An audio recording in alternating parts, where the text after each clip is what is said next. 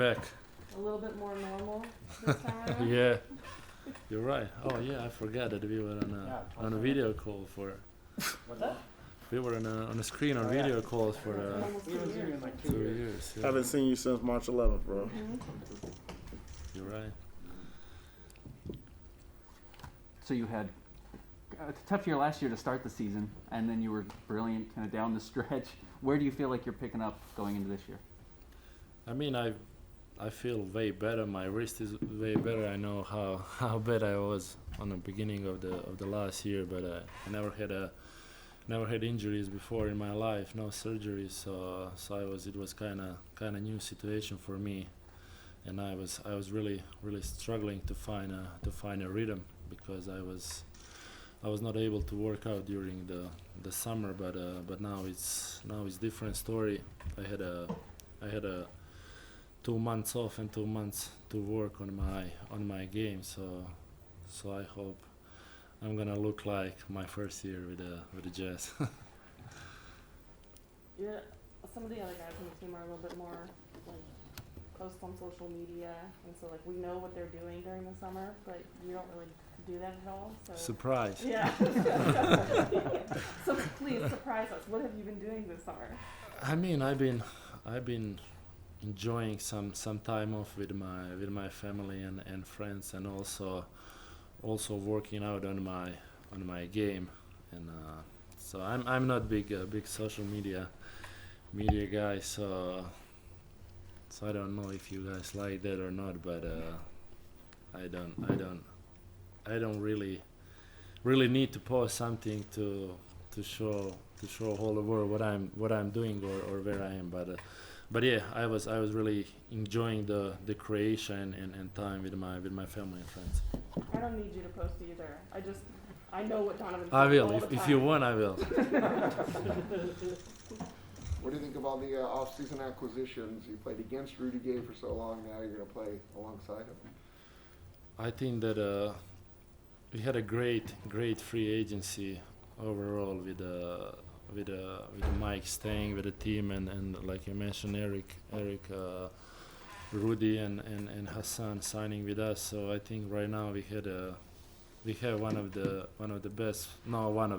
best bench in a league, knowing that JC and Joe are still here. So yeah, we got big bodies in all these 3 guys that we signed this free agency, and we Quin can mix a lot of different lineups as well. How important of a year is this for you guys?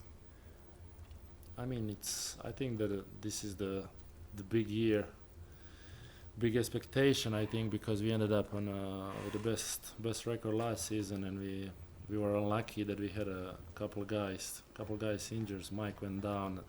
Donovan, I don't think that he was 100% going into the playoffs. Even he was our best player by far. So with the depth that we have right now, it's gonna help us overcome those injuries that I hope that we won't have this year. So I think the most important is to stay healthy and go into the playoffs with a full roster, and then we know how good we are and how dangerous we can be. In order to go into the playoffs healthy, are you open to the idea of maybe resting more throughout the regular season? I mean, that's the question for a Quin, but with the depth that we have and 2-3 more players in a rotation, it's obvious that it's gonna be probably we're gonna play less minutes, so we're gonna be fresh, and there's like less percentage to get injured and get hurt. Have you watched Game 6 since it happened? Yeah, unfortunately, yeah. So I watch every game. If I play better, if we lose, I'm trying to see what happened, and I cannot explain what happened on the Game 6. So it's just we had that black hole. We allowed them to get back into the game, and it was really tough to overcome that. And then they had their fans for the first time in the arena. the crowd was getting crazy, but it was completely our fault. The team that we have and experience that we have, we shouldn't be losing the games, being up whatever 20 or more than 20. Where do you feel like your game still has room to grow? What do you want to improve on this coming season? We can all improve in every aspect of the game, but I was working out on my post-up game a lot this off season. Quin was trying to post me and he was trying to find the mismatches, especially after the All-Star break and going into the postseason. So I was working on that. So I hope that I'm gonna develop that and try to post more. Even we have a Rudy Gay, Eric Pascal, Hassan that can be also playing back to the basket. It sounds like you're expecting to play with more than a 9-man rotation this season. I guess so. We got a lot of great players on our bench, like I said. So again, it's question for the Quin and what he sees, how he gonna rotate the player and how minutes we gonna play. But looking to our roster, we really did. So How important is this year for you guys as a franchise? I think it's a big year. I think this is, in my 5 years, I think this is probably one of the biggest for us. I think after the performance we had last year in the regular season, the work we've put in, and obviously coming up short. Obviously, we weren't as healthy as we wanted to be, but I think this is a big year for us just as a whole because we're not going to sneak up on anybody. Last year, we weren't necessarily in everybody's eyes. Top 8. Now we're here and people see us as that, and it's for us. We got to continue to do what we do, but come out with a fire and a hunger and an edge that I can't say we've had before, and I don't mean that in a negative way. I just feel like on a higher level. And I think that's something that we all understand. We've put the work in this summer. We're going to continue to do it through training camp and throughout the season. Speaking of the work this summer, how much were you able to do just with having to deal with the rehab and the ankle recovery? I was able to do a good amount. Excuse me.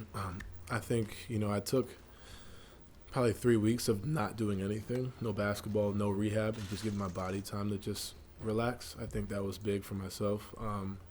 I think that was really a good decision for me because it helped me when I got back to it. That fire and that hunger I was talking about. When you're away from something for so long that you love, you come back and you're ready, you're determined, you're ready to go. And I was able to go down to Miami and work with my team, and I think that was something for me that I was able to accelerate my process and and get back to being who I am. You good now, 100%? Yeah, good to go.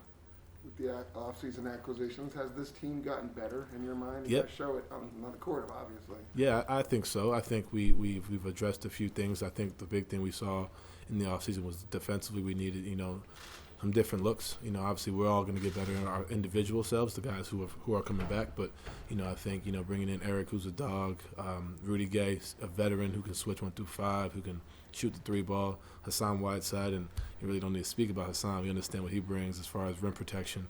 I think, he's a defensive anchor as well as having Rudy. And I think that's fantastic for us. And I think we are better, but we got to go out there and prove it and got to go out there and do it. When the series against the Clippers ended, you'd mentioned like that was going to be something you were thinking about all the time. The grocery store line. Yeah. Yeah. Are you because I know even when we got to the end of last season, you were still talking about the Denver series. Mm-hmm. How long does that stick in your mind as a frustration before it turns into motivation? I think the frustration left probably when Milwaukee won, because now everybody's off. I think everybody's done.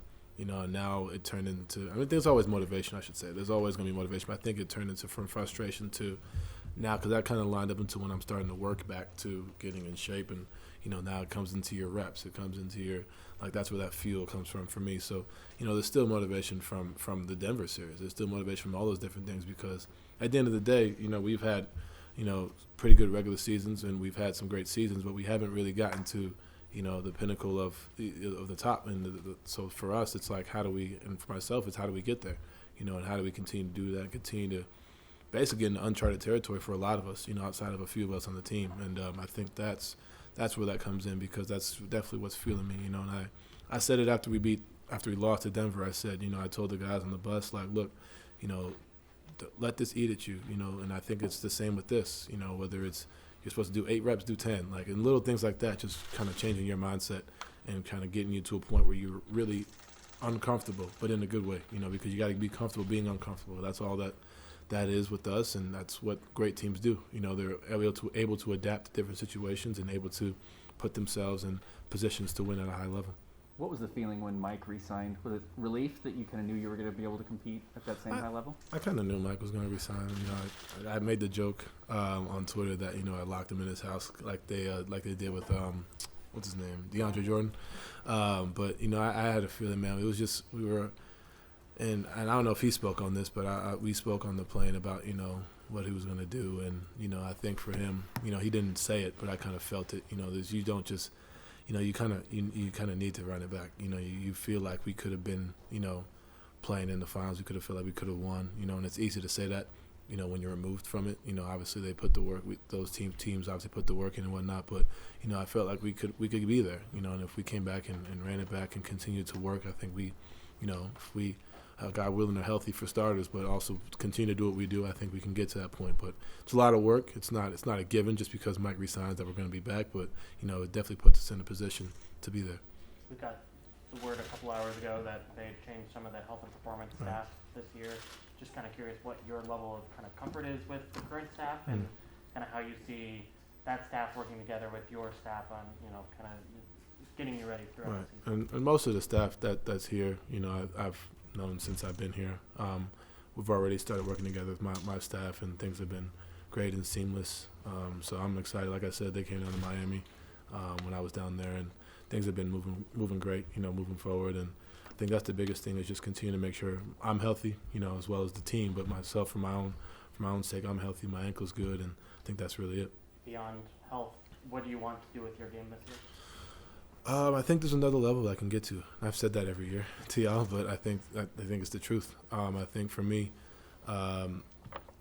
obviously being able to be more efficient, not just when you think of efficiency, you think of shooting percentage typically, but for me it's turnovers, it's defense. Being able to be, when I'm on the floor, your presence is felt. I think that's the biggest thing for me, is just being able to be a leader on the floor, and vocal, as well as being able to do it through action. And I can do it on the offensive end, but picking it up defensively as well, I think it'd be huge. You're coming.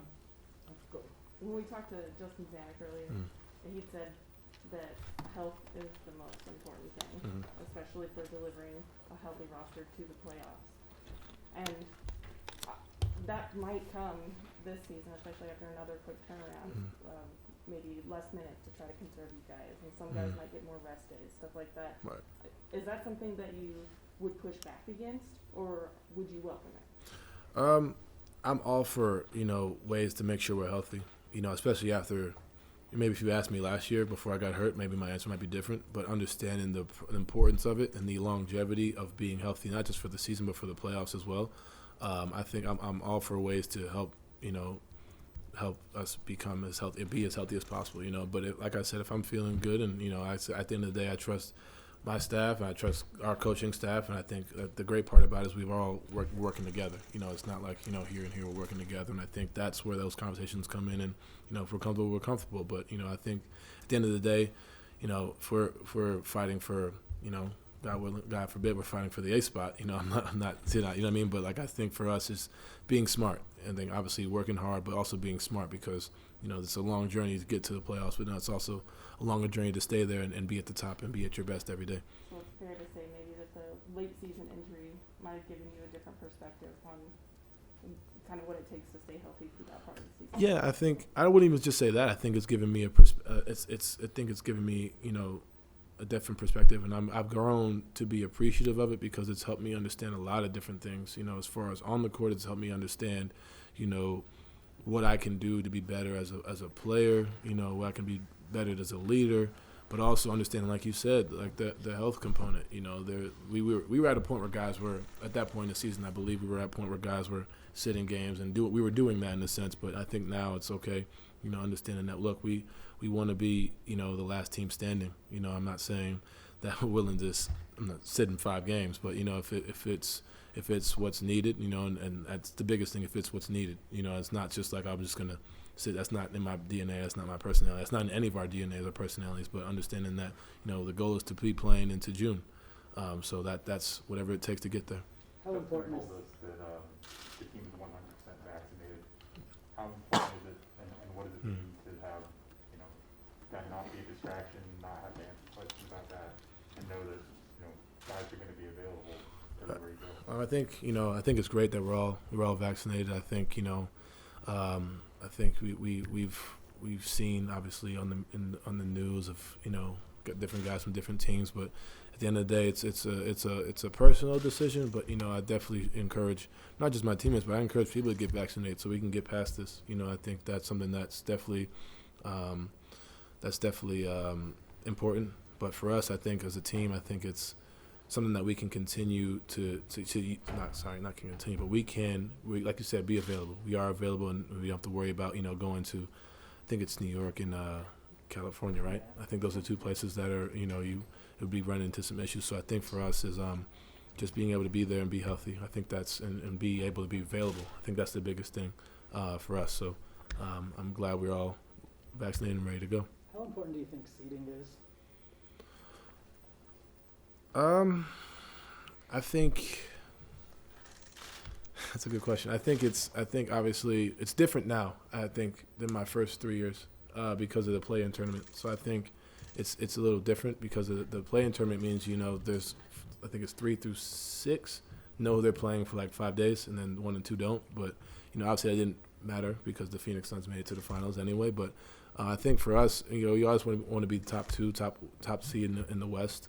But like I said, the goal is to be the last team standing, you know, and I don't know the stats behind what team is what seed going into the playoffs and whatnot, but, you know, I think we have the personnel to be the top team, and we have to continue to put the work in. You know, I think it's going to be a fight in the West. It's going to be tough. It's not going to be easy, but whatever it takes for us to be the last team, you know, whether that's us being the 1 seed or the 5 seed, we're all pushing to be the 1. We don't push to be 5th. You know what I mean? We're not out here just saying like, all right, let's go be the 5th seed, you know, and we know that's not the goal. The goal is to be the best team in the league.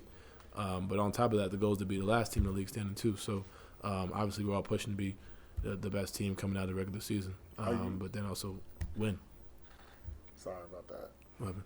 Are you guys at the point where, you know, I don't want to say the regular season doesn't matter, but are you at the point where you're just going to be solely judged by what you do in the playoffs? I want to say yes, because that discredits a lot of the work we put in to get there. You know, I think there is a point where we've shown what we can do pretty much every regular season since I've been here. We've shown what team we can be, but we gotta make this push, man. Like this, it's no secret. You know, my first year we had a great season. Obviously, low expectations. You know, obviously losing Gordon and things like that, being underdogs, and then my second year we played the Rockets, another underdog, didn't fare well for us, and then. The Denver series, we really didn't know who we were as a team. Bojan wasn't there, Mike wasn't there, but we saw glimpses. And then you have last year where we saw what we can be throughout the regular season, and then we ended up not healthy. So I think for us, this is a big year for us as far as expectations within ourselves, not even just the outside perspective, but just for us. Like, I think this is a year where it's like, look, man, like we can do this, and it's a matter of putting the work in for the full 82, and then getting there for the final 16 wins. Like that's what we kind of, I guess you can say yes, that's going to define us. That's obviously where a lot of players are defined in their careers too, outside of the team aspect. So I think for us, it's like, okay, we can be this team. We know what we can do in the regular season, but playoff time, it's like, look, this is where we got to go out there and prove ourselves. Chemistry is such a big part of this team. Mm-hmm. There's some new faces you're bringing in, but to have your best friend from childhood, and how much does that help facilitate that chemistry? Man, I think it's great, man. You know, it's one of those things where we had the opportunity to make it happen. I was like, man, like this, it was kind of I didn't think it was actually going to happen. You know what I mean? I thought it was like one of those things like, I'd be great. Oh, man, that'd be dope. But we didn't really think it actually happened. And to have Eric here, you know, obviously we grew up across the street from each other, played the same AU team, same church, same everything. And they're my best friend to this day. To have him on a team that's already great with chemistry, I think is incredible. And he's more of a shit talker than I am. So I think that's what's going to create, you know, bring light to the locker room in a sense. And I think on the court, you know, he's going to be there for us, be a dog, and just be, you know, a guy who's there for us. You know, I think, and at the same token, you know, he's in his third year. You know, he's still learning as well. You know, and that's where it helps having guys like, you know, Rudy Gay coming in. You have Mike. You have having the staff that we have being able to kind of facilitate and kind of just be there for us as a whole. You know, obviously I'm 5 years in too, but we're all relatively young in a sense. So for us, just kind of having that, you know, and enjoying ourselves and living out our childhood dream, but also taking care of business as well. Not to sound crass, but sorry, your financial situation changes significantly this year. You're not on your rookie deal anymore. How does that change life off the floor and then pressure on the floor? To be honest with you, I've kind of felt that pressure since the year 2. To be honest with you, I think after what I did my first year, you know, it was kind of like an expectation. You know, it's kind of, you can go one of two ways. You know, you can be a one-hit wonder. You can take off. So I feel like as far as on the court pressure, I don't feel like it's any different. I think, you know, off the floor, I'm able to obviously take care of my family. Like I said, I'm blessed that I don't have to play this game again and be taken care of for life, and I'm truly blessed and honored. But you know, there's more to it. You know, I played this game, you know, obviously to win, to be a champion, to be the best player and I could possibly be. So for me, that's really what it is, and help this team win. That's really my goal. But I don't think it adds any pressure on me. There's some different personnel on the roster, and it kind of, especially with Rudy Gay, gives you more of an opportunity to play some small ball 5 and play some different looks that you maybe haven't seen, maybe especially last season. Are you looking forward to the opportunity to play kind of different style? Sorry, Mike's back there. But yeah, I think so. I think it definitely gives us a different look. You know, I think we're being able to not be schemed on one look, I think is definitely helpful. And then having a guy like Rudy, who's, like I said, he's been in the league, he's been on playoff teams, play with Mike, so, you know, play one of our, for so many years, play with our point guard. And then also being able, he shoots, I think it was 40% from 3, something like that. My numbers could be off, but I think that adding that dynamic, you know, at the 5, I think it'd be huge, especially offensively, but also defensively as well. We got time for one more. What's it like kind of re-engaging with the community or at the BYU game? Things are starting to open up. Are you like connecting with Jazz fans and just the Utah community in general more? Yeah, I think, you know, I really wanted to go to that game because, one, I've never been to a football game at BYU. I've heard, you know, but things, and obviously I went to a basketball game, I think it was my rookie year, but school was out, or class was out for December, so I've never really got to experience the full environment. But also bringing the new guys, you know, with me as well, and being able to have them receive the love and enjoy the Utah fans and understand what this environment's going to be in about, you know, a month. So I think, or not even a month, less than that. So I think for myself, just being able to be a part of the community, that's always one thing that I've always been, you know, I've been doing, and I think I enjoy it. You know, it's something that, you know, at the end of the day, it's weird to say, but I'm not too far removed from college, you know what I mean? So it's definitely something that, you know, keeps the child in you, keeps the happiness going, because obviously basketball is great, but it's business, it's part of life, and it becomes stressful at times. It's no secret. You know, all of our jobs are. It's just, it is what it is. So for me, just keep being able to be, you know, Donovan Mitchell, would also be like, you know, a kid in a sense as well, and also inspiring people and with my presence as well. So it's dope. This is one of the best teams that you will have played on in your career. What's your thoughts going into this season? And, you know, what are your thoughts to what you can do individually for, you know, that fits into the team holistically? I want to just keep building. You know, I think they've been right there every year.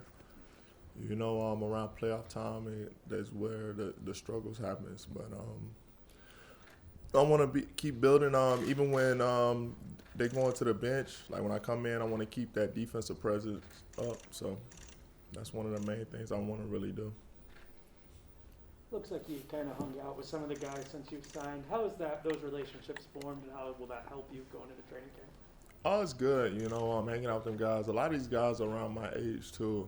You know, in Sacramento, I think I was the oldest guy on the team. So a lot of these guys has been in the league eight or more years like me. So the relationship is definitely easy to talk. Easy. When you got a guy like Udoka on the team and he's just coming into his NBA career, do you feel like, I mean, having been in the NBA for a while, do you feel like there's a responsibility to like help a young center on a team? Yeah, you know, I tell them stuff. I tell them like one thing. I was like, yo, stop bringing the ball down every time. You know, I know you want to dunk every time, but these guys is not the same like them guys in college. You know, you bring the ball down in front of a Chris Paul or guys like that, they all over it. So if you can keep it up, you can still dunk it, but don't give up the ball for a dunk. So if you can dunk the ball, work on that, keeping it up and dunking it still. So just different things like that. Watching this team from afar, what were kind of your impressions? I mean, you referenced the fact that they get to the postseason and that's when the trouble usually kind of starts for them. What were kind of your impressions and what did you feel like you could bring that would help them maybe get better at those? I think I could bring just that same thing, that defensive presence off the bench and the offensive presence off the bench, you know, coming in. And I don't want it to be such a big drop off, you know, as it was in the past, you know, and I think the way they play is it's always 4 shooters out there with you. So there's no secret how the Jazz play. They move the ball, they play team basketball, they got one guy rolling, and when it's time to get a bucket, we give it to 45 Mitchell. So for either to make a play for ice or a pick and roll. You played against him for so many years, but now that you're on the same team as Rudy Gobert, can you learn from him and can he learn from you? Yeah, for sure. I think we can both pick each other's brain of just different things. You know, he's very, very well adjusted into this organization. You know, he came to a great organization in the Jazz. You know, ever since I've been here, I'm like, this is, if not one of the best organizations I've been a part of. I've been here for 3 weeks. So just the way they push forward to us, the players, anything you need, they pretty much there. What has Quin Snyder been like over the last few weeks, and kind of what are your conversations? He's nothing like I thought he was. I thought he was gonna be like a super strict, angry guy. Looking like when he gave me a phone call, he was like, "You don't gotta call me coach. You can call me Q." And I'm like, "Oh, who is this guy? This guy's like a smooth talking. I like this guy. I might go here. I like this guy." So he's like a smooth talking guy, and It's different. It's crazy what you think of somebody. I'm a victim of that. What you think of somebody and when you actually meet them, is way different. And I always thought he was kind of like way more like different. Cause he's got like the scary eyes. Yeah, cause on a bench he looks like so stressed out and angry all the time. I'm like, man, y'all up 30. What are you stressed up about? He's like rubbing his head, shaking his head. I'm like, but he's just a cool dude. Any other surprises in terms of like guys being different than what you perceived from afar? Yeah, I didn't know Mitchell. He's different than I thought. He's Donovan's a little different than I thought he was. Who else? Ingles. Man, I told Ingles I hated him. So I love playing on his team, but in the game he's the biggest trash talker I ever met. So, but I'm glad I'm on his side because he loved passing it to the big man. How's Donovan different than what you thought? I thought he was a little more. I don't know. I thought he was a little more reserved, a little more. I didn't know he was kind of like so like joking, like big personality. I thought he was a little more standoffish, kind of like feel people out. But he jokes and it feels like I know him for a lot longer than I did. Do you remember any particular instances of Joe trash talking you or your team? Oh yeah, for sure. Yeah, all through especially in Miami, he was just trash talking me every time. So I remember like he was like go get that one. You ain't gonna go get this one, or like he throwing it, faking it. He'll fake it to Gobert, go lay it up. Like you can't go block that. Like just talk, but a lot more cuss words in it. You know that's like his favorite move, right? Come down. Yeah, lane, 2-on-1. I told him I realized that after that game, I for sure did a lot of research on him. But he already got a couple guys, the young fellas, with it. I've been on the receiving end of a lot of his passes already. Comfortable having Dwayne Wade here too? I mean, just what's your relationship like with Dwayne? Man, I love D Wade, man. You know, just I think it's gonna be it's a little different because I was actually playing with him. You know, I wish I could have played more years and more years with D Wade when he was more at a higher level. You know, but I tell people all the time that was like one of my favorite teammates all the time playing with him. He made the game so much easier, and I think people don't. I think at the time, you didn't appreciate it as much until after he left. So a lot of people think it was like a big drop off from the Heat from 2016 to 17, and I'm like, we lost D Wade. I mean, like, what you expect? How important? Some guys seem to play well or fit in regardless on the floor, regardless of how they fit off the floor. How big is fit off the floor and kind of getting along with the guys? You mentioned being older than everyone in Sacramento. How important is that for you and how you think you can play? I think it's real big. I think it's just the knowledge that you guys can share. You know, I think it's a different appreciation when you've been in the league 8, 10, 12, 13 years like they got here. You know, because you've seen different aspects of this organization. And I mean, it's just a different appreciation. It's like, it's you're gonna just have a different value of what you in. One of the things we've seen is how important pick and roll chemistry is. Just Yeah.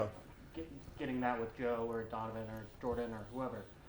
How is that coming along in kind of the OTAs, and how do you see that developing throughout the season? I think when you got the amount of shooting this team has, and I never been on a team with this many shooters, you know, in my career. You know, in Portland we had 2 really big time shooters, and Dame and CJ, and Gary Trent was coming into his own, and even Rodney Hood was a good 3-point shooter, but it's like a plethora of shooters. It's like Mike Conley, Donovan, Ingles, Bogey, Jordan. It's like it just keep going on and on and on and on of just how many guys that can shoot here. It's like unbelievable. It's like it's so harder. The pick and roll, I think, is so underestimated when you got somebody that can shoot, because you can't go under. Even if I set a bad pick, you can't go under. And when I roll, if they coming back for the snake, the guy's on my back. So it's a 2-on-1 situation every time, rather than you running the pick and roll with a guy that can't shoot, where you can go under, then I got to re-screen, then it keep going under, and then it's like nobody gets open. Yeah. So, and I told him it was situations in Portland where Dame would say, come set it for me at half court. It's like, it's tough. It's tough when you got guys that can knock down shots like you got here. What's your evolution been? I mean, when you came into the league, you played a lot more with your back to the basket. Now it's a lot more facing the basket, spinning rolls, pick and pops, things like that.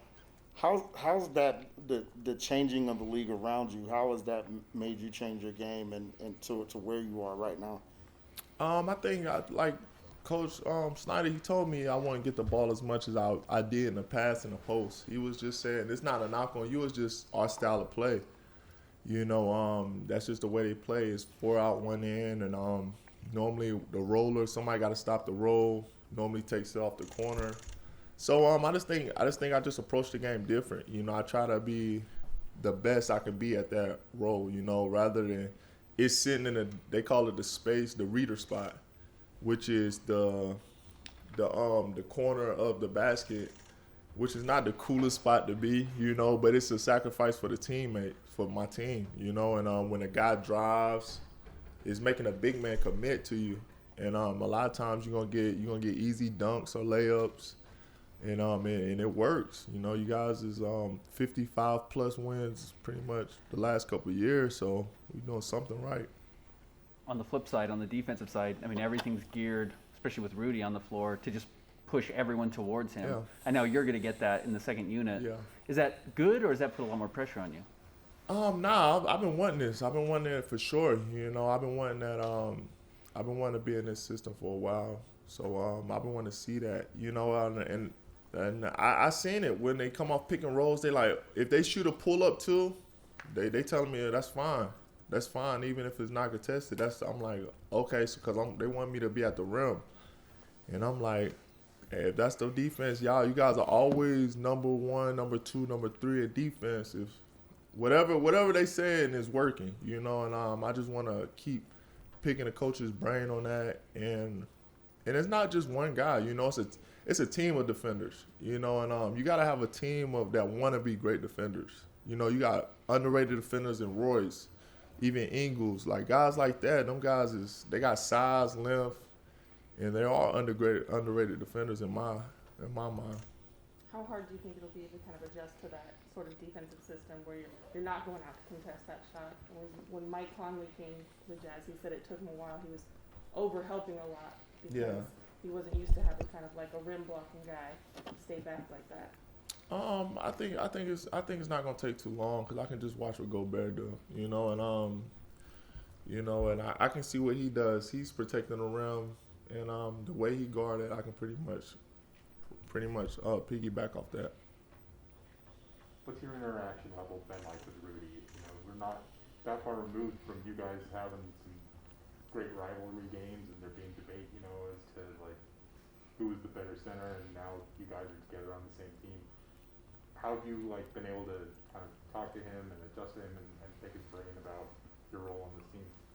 We haven't had a whole lot of conversation about that. You know, we talked a little bit. I think I just seen him. I've been here for like 3 weeks. I just seen him yesterday. So he was one of the first guys to reach out and text me, though. It was like D Wade and a bunch of the staff, and he was the first player to text me like, "Yo, man, welcome to the team. I'm glad to have you." He was like the first player to like text me. I don't have anything. I'm just here to win. I know what I'm coming into. I know I'm gonna be the guy to come in and back him up. I know what I came into. Are you still going with Agent Block or Count Blockula? Oh, Lego. What is it? Lego. Lego. Yeah. I can say that. I like that one. Building block. This coaching staff has kind of been regarded as a group that can develop guys or get the most out of guys. What at this stage of your career do you feel like they can most help you with? Most help me with.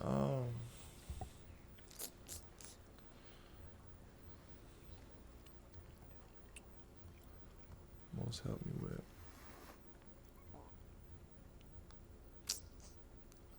I think coming in there, getting back to the postseason. You know, I played in the postseason with Portland, but it wasn't the same. You know, it was the bubble. You know, getting back to the postseason and having a real chance of winning a championship. You know, I think we got a real chance. You know, a lot of teams come in, hey, we got a chance to win a championship, and they know they don't have a chance to win a championship, but they got a real chance to win a championship, and that's one of the reasons why I wanted to come here. I heard from some of the other guys today talking about the same thing and saying that window is so short in the NBA and that it only comes along, you know, so few times in one career. Do you feel like sort of a draw like that? You said that's one of the main reasons that you came here, but like, do you feel like I need to get closer to that? Yeah, for sure. You know, I think the depth of this team, even I think underrated signings like Rudy Gay, like things like that, and I think the depth of this team is what's going to be one of its biggest strengths. And I was talking to, I think, one of the other reporters. You got 2 6-man of the years, like in Ingles and Jordan Clarkson, you know, and how many teams can say they got 2 6-man of the years? And I think just that depth on a team is going to be a real big thing that goes down, you know, because injuries going to happen as part of the game. And I think that, as y'all seen in the past with other teams, that really hurt them down the line. But when you got guys that can just come in and fill in and it's not a drop-off, I think that's one of them teams that's holding up the trophies. Will you spell your name for us? That was funny. We should have invited that lovely lady. How are we? Good. How important is this season for you guys? I mean, yeah, it's important. I think we take every season as important as the next. Like, obviously, it's very different for this media day to my first one 7 years ago with the team, and obviously a lot's gone on and changed. So after last year and obviously falling short in after a regular season that we had is obviously disappointing, and I think you can learn a lot from it. You can point fingers at a few different things, but there's no point really wasting our time of things that are uncontrollable. Obviously, I think this year we're deeper. I think we've got the chance, whether that's rest or minutes or whatever it is, to get guys. I think I was just saying next door, like the biggest thing, regular season's great, but you don't get anything for winning the regular season. You want to win in the playoffs. So whatever we have to do to finish as high as we can in the playoffs for whatever positioning that looks like, but then to be healthy in the playoffs and obviously push that and take that as far as we can go. So yeah, I mean, it's important, as like I said, every season is, but obviously after last year I think we've got a little bit to prove as well. Speaking of health, do you kind of point to that as the reason you guys fell short? Like, I mean, I'm not gonna nitpick on like little things of like, yeah, like if we had Michael Jordan, it'd be great too, wouldn't it? Like, yeah, there's so you know what I mean. There's so many little things that you can. If we had this or we didn't have this or this happened or this didn't happen, like maybe if I dropped Miller early and I got to shoot around earlier one day, I could have got 3 extra shots up and then I would have made 1 more in the game. Like, it just, I don't know. It's having 2 guys, 2 starters, 2 very important pieces not healthy isn't ideal. But that's also the sport we play. Like, you deal with, that's why you have a deep team. That's why you have other guys. That's why we have 17 players or something. I don't know how many we got, whatever. That's why you have the roster we have. So ideally we want to all play 82 games and then play till whatever the latest possible date is this coming year. But the injuries is a part of what we do as well. With that in mind, I mean, obviously delivering a healthy roster to the postseason is the most important thing.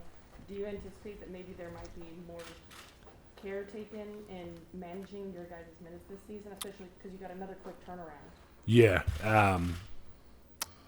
I'm not in those meetings, obviously. I think we would be smart to. I think obviously that's coach and the health team and whoever. I don't even know who really makes those decisions, but whoever that is that sits in that room. I was joking with someone the other day about it. Like, if you, I don't know, like say it's 2 minutes less a game over 82 games. I'm not going to do the maths on that because I'm not very smart, but that could be it could be a full game or a couple games that you're actually resting in the scheme of what it looks like. So if we can, it would be great. Obviously, if you're in a close game, there's no way coach is going to pull guys out and all that just for rest. So we'll figure it out along the way. Obviously, a part of being healthy and rest is on ourselves too. We sleep-wise, what you're doing away from your diet, like there's a million things you can, getting treatment, getting prehab, rehab, like everything is a part of that. And that's on the players as well. So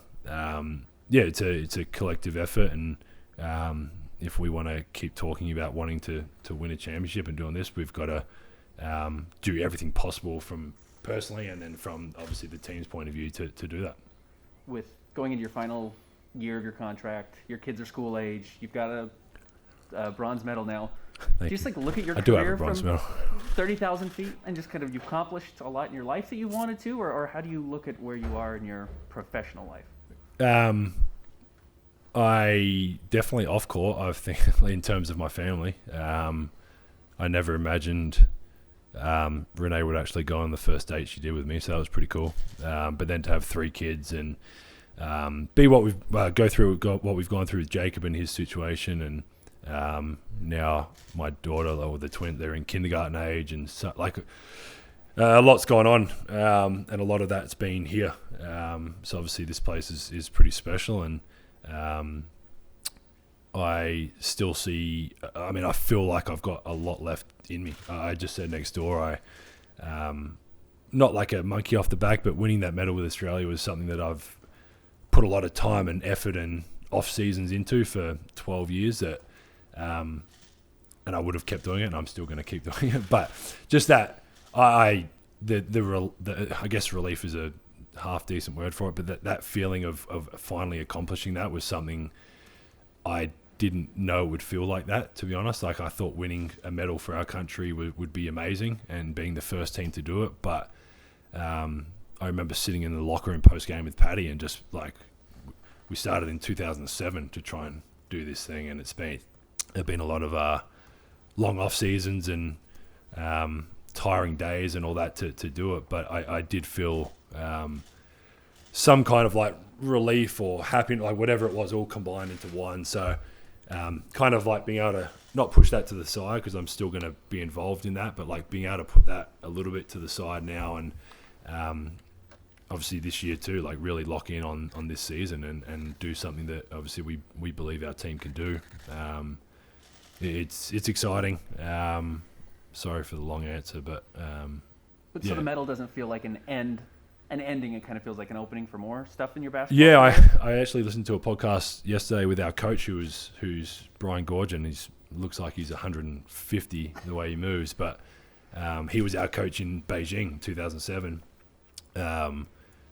and he went back to Wollongong where he coaches in the NBL now, and everyone was asking him the same thing, like, you've been in lockdown, you do all this, like, are you fatigued? And it's almost the opposite. It's like energizing. It's exciting. It's like you want to do more from it. You want to, obviously for me, the Boomers now for however many months is pushed to the side, and with next off season having nothing, I can obviously fully put into this season, as you normally, every year you say, I'm not going to talk about the Boomers, I'm not going to, but you still get texts and you have to organise your travel, and there's still things that go on throughout the year. And for the next, obviously, year or so, I'm not going to have one part of that except looking at my medal every now and then. So,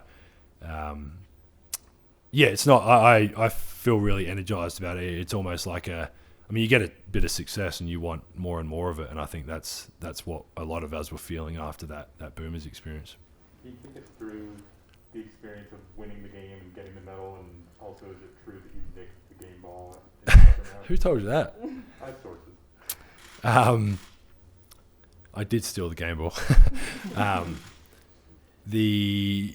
Obviously, I think the first thing is that USA game being up 15, and Kevin Durant being Kevin Durant, which was disappointing at the time, but he is who he is. And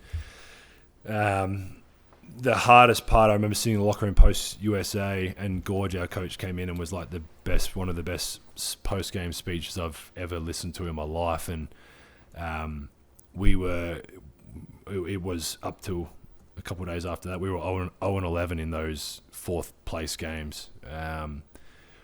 And I remember sitting with Paddy the next day and just like, we're not doing this again. Like I think it was 3 tournaments in a row, we'd finished fourth. Like, we're not doing it again. And without being arrogant or anything, like I just knew we weren't going to lose that game. Obviously, Luka and his team were going to be a hell of a team up to play against to do that and to win the medal. But there was just no way we were going to lose. I think it got back to 3 or something. I haven't watched the game back yet, but I think it got back to 3 in the third quarter or something like that. And it was like the same thing of like, this is happening again. And thanks to Paddy a little bit of having the highest scoring game, I think, in a medal game ever. We were able to achieve it. So yeah, just again like that relief and it was fun. I mean, the post game for the week after that was extremely fun as well. And then you get home and realise I was on dad duty for the next 6 weeks until this started. So it was cool to be able to share it with Renee and the kids for obviously the amount of time and stuff they've given up for me to leave the Jazz and go to the off season and go all around the world just to try and win this medal, and share it with them, and then spend some time obviously with them, and then obviously get back into this. So it's been a little bit busy, but very kind of rewarding, I guess, for the work that that we as a country and team has put in for 12 years. Renee has been pretty open on her social media about how hard it's been the last 2 years not being able to see fans. Yeah. What's that been like for you? I mean, we've heard what she said. Yeah, I mean, I don't get on and do videos on my Instagram very often. I repost all the Renee's, but it's been tough. I don't really voice my thoughts on stuff like that too often, but it's just to have 1-year-old nieces you've never met, to have a 10-month-old son that's never met family. This is obviously the longest we've never been home in my life.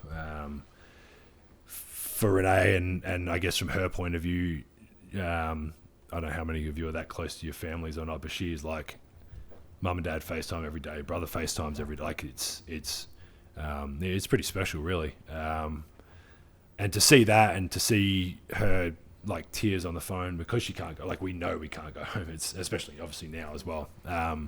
With what's going on there with lockdown, and we're in Melbourne, which is the worst place to probably live right now in terms of COVID. So it's been really tough, obviously, to try and, especially when she's over here because of me. So you obviously try and help as much as you can, and we've done everything. We've been denied 3 times to go home. So a part of that is obviously out of our control, which she understands. She doesn't sit there and like blame me every night that it's my fault, but I mean, it hurts. It's hard to see her upset, and to hear even the kids are 5, the twins are 5 now, for them to talk about not seeing their grandparents and to not see their cousins and stuff like that. Like, it's pretty hard to hear that stuff. So you try and like make it as fun as you can over here. And we took a little trip, and Jacob had been asking to go to the beach for months and months, so we went to San Diego and took him to the beach, and he constantly asks to keep going on the beach, which is hard. But yeah, I mean, it's been hard, and obviously, as you guys know, they're going to be number one in terms of my priorities forever. So yeah, it's hard. I'll do everything I can to try and get them home at some point this year if it's possible. If not, hopefully by the off season, and we'll try and get some family over here or something. But I mean, granted, everyone's been through a rough couple of years. Adding that part of not being able to go home isn't ideal. So it's been tough, but I mean, flip side, we're also very lucky in my point of view, in terms of what we're able to do and what I can provide for my family and stuff like that. So we know there's a lot of other people struggling a lot worse than what we are. So it's been a shitty couple of years for everyone, I think. What do you make of the new additions to the team, Rudy, Hassan, Jared, Eric? Yeah, I actually got someone asked me after the USA game what I thought about him, and I was like, "Are you kidding me? I don't even really remember who's on our team right now." But no, I mean, it's exciting. I think they all bring something different. Like I said, I think we're deeper. Again, you obviously pay credit to the guys that have been here before and last year that helped us have a regular season that we did last year, and obviously I'll miss Georgie, but it is what it is. That's a part of the business and what we go through. So I'll get him to buy me dinner in Philly or whatever when we go there. But no, it's an exciting team. I think our guys, the guys that are back, are excited to be back. You have some new fresh faces which bring that kind of excitement to the team, and obviously I think bits and pieces of what Ryan's doing as well with the facility and stuff like that. Like, it's exciting. There's a lot going on. So I think we're almost at the point where it's like, let's just get going and start to figure it out on court, because we can do this and take beautiful photos out there, but we have to win basketball games at the end of the day, and that's the goal and that's the focus. So we'll obviously head off today and get that started, and hopefully kind of gel as quick as possible with the guys we've had, and incorporating some new guys, and figure it out as soon as we can, and get going. We've seen a lot in recent days that there's been some pushback from players on vaccination status and concerns about them even being able to show up to training camp or playing games. Yeah. You come here and we're told that across the board everyone's 100% vaccinated. What's that like heading into the season, knowing all on the same page? Yeah, I mean, I guess it puts an ease to a few things. It's still not, like, the world is still not ideal, obviously, with everything. And I'm sure I don't know what any of the protocols are. I really have been, obviously, switched off from it for that little while with the Boomers. But in terms of protocol, I'm sure there's still going to be things we have to do and testing and whatever. But yeah, I mean, it's nice to know that the guys we're with are as protected, obviously, as we can be. I'm sure we're still going to be masked up at points and, like I said, testing and all that. And even to more extent, obviously, for me with kids and stuff, to know that I can come and do my job. And if someone didn't want to get vaccinated, that's their own choice. I'm not going to judge them or anything like that. But yeah, just to be able to go home to the kids and know that I've been in more or less as safe environment as I can be. We still, even Renee and the kids, even though the things kind of ease up every month or something different changes, it's been, you still try and be as safe as possible, obviously with a 10-month-old and even with the twins and with Jacob and stuff. So, yeah, it's nice to, I guess, a little bit of kind of stress that you don't have to worry about, knowing that we're 100% vaccinated. And hopefully, I don't know if it changes our rules or anything. I'm sure it does some kind of way, but hopefully it. You're in here. Yeah, I get to see you guys, which is like all I've wanted to do for 2 years. So, yeah. What gives you encouragement that this coming season can be a better one than this last season? I mean, I think that the passion, the drive from the guys is one of the most important things. Like, if guys don't want to be here or don't want to play basketball, it's hard to win games, especially in this league and how competitive it is. I think all the guys that are coming back from last year realise the opportunities we had, and obviously we didn't play the best. And again, with those like nitpicking of whatever it could be, you add some fresh faces, some new guys. It's exciting. I haven't seen Coach today, but I've seen him a bit throughout this last few weeks, and just the excitement and like everybody getting fresh and knowing what we achieved last year and obviously wanting to now emulate that again and like I said, be healthier and going into the playoffs and do what we believe we can do in the postseason, not just obviously in the regular season. So I think it's kind of time as well for not enough talking about it, because you have to talk about it. You guys are going to make us talk about basketball, but we have to put what we say and all that into action now. Like, if we're talking about winning, like, let's go and do it. Like, there's enough, have enough meetings throughout the year, and we talk to each other enough throughout the year. Like, let's go and do it. Like, we've got a great opportunity, and why not us? JORDANCLARKSON. Okay, can we just ask you about that? Like, you were just like at the mall and she was just like, "Hey, do you have a take on like jazz? Like, what? How did that actually happen?" Well, I was like furniture shopping, and I just walked out, and then she was like, "Yeah, can I ask you some questions?" I thought it was gonna be about like the city or something. I was just like, "All right, cool." She was like, "Just can you spell your name?" I mean, y'all seen the video, so I just was like, "All right, yeah, cool." Like, I'm gonna answer the questions like she asked me. She asked me if I went to a lot of Jazz games. I said, "Yeah, a lot." Probably should have said I get courtside tickets and all that, but I just wanted to keep it calm and chill with her. Did you Till she at any figured point out. in time think about saying, "Hey, I'm a player"? Nah, I just let it.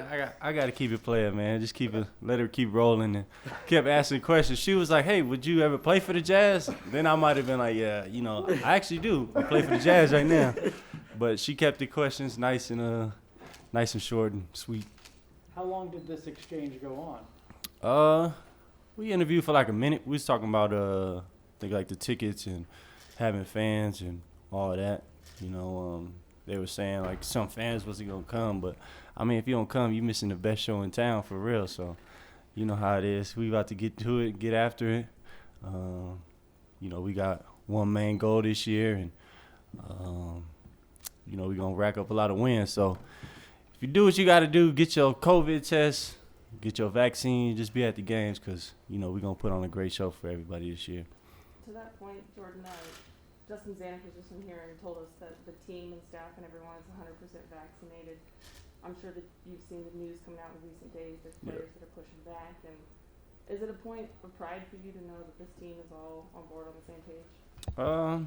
I mean, yeah. I mean, everybody has their own personal decisions and stuff like that. But to have everybody, ready and, who knows? People still can get, the virus or stuff like that. But to have everybody, vaccinated, ready to play and able to, do team things and still have access, not to be locked in the room this year.